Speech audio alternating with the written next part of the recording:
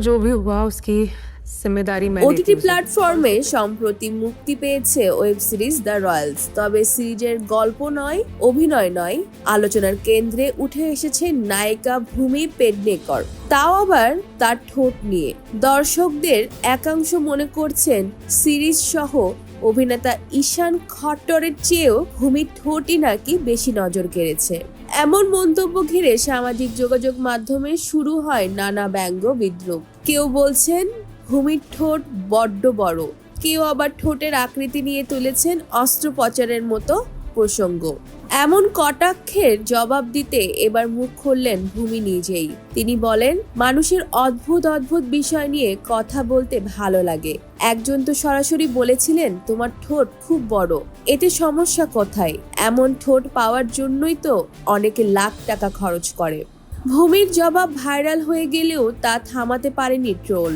সামাজিক মাধ্যমে বারবার প্রশ্ন তোলা হচ্ছে, ভূমির এই রূপান্তর কি স্বাভাবিক, নাকি চেহারায় নানাভাবে হস্তক্ষেপের ফলাফল?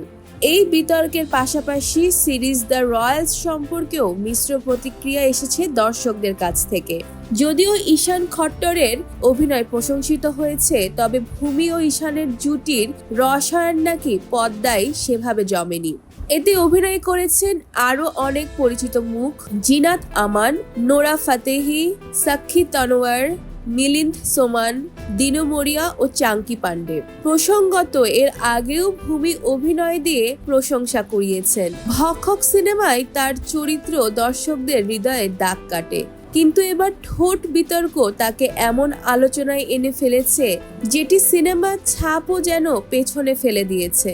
তবে এটা প্রথম নয়, এর আগেও নিজের শারীরিক পরিবর্তন নিয়ে আলোচনায় এসেছেন ভূমি। কখনো ওজন কমানো, কখনো পোশাক বাছাই নিয়ে বারবার প্রশ্নের মুখে পড়েছেন তিনি। তবে অভিনেত্রী বারবার বুঝিয়ে দিয়েছেন নিজের শরীর, রূপ কিংবা স্টাইল নিয়ে তিনি আত্মবিশ্বাসী। সামাজিক চাপ বা কটাক্ষ নয়, নিজের পছন্দকেই প্রাধান্য দিতে ভালোবাসেন ভূমি।